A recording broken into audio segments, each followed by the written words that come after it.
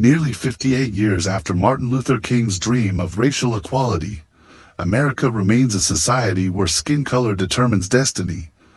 With minorities still trapped in the nightmare of systemic racism, this harsh reality confronts us daily, whether in disproportionate incarceration rates, pandemic death tolls 3 times higher among Black and Latino communities, or the 169% surge in anti-Asian violence.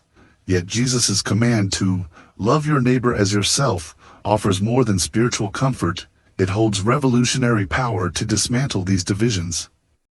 In first-century Palestine, Jesus lived among the desperately poor who faced oppression mirroring modern inequities. Wealth was concentrated among the powerful, while the poor grew poorer and more numerous. When asked, "Who is my neighbor?" Jesus responded with the parable of the Good Samaritan, deliberately choosing a religious outsider despised as a second-class citizen to model radical compassion. His command demolished ethnic and social barriers, stretching neighbor to include anyone in need, especially those marginalized by systemic injustice. This wasn't theoretical. Leviticus 19:18 explicitly linked loving your neighbor with rejecting hatred and vengeance. Early Christians embodied this by treating all as equals. There is neither Jew nor Greek, slave nor free, for you are all one in Christ. Tragically, many U.S. churches have privatized this command. As Pastor Howard Best lamented, churches sing a single note of personal redemption while staying silent on societal justice.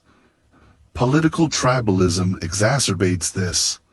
Christians attack each other over voting preferences, questioning others' faith maturity while ignoring racialized suffering.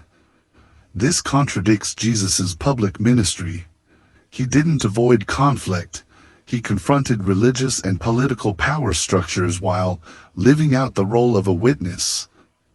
When churches prioritize protecting privileges over prophetic action like German churches embracing Nazism, they lose the cross. Hope emerges when communities embody Jesus' ethic.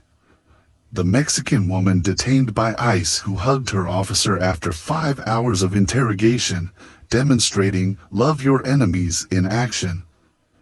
The Chinese church in LA serving free meals to hundreds of homeless. Initially called yellow dogs, they responded with love until critics became friends. God's love dissolves racial barriers, their pastor testified.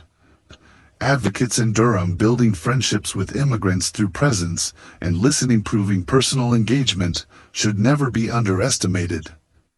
Systemic racism won't vanish through protests alone. It requires ordinary Christians to see differently, recognize neighbors in those racial injustice targets, act locally, mentor, share resources,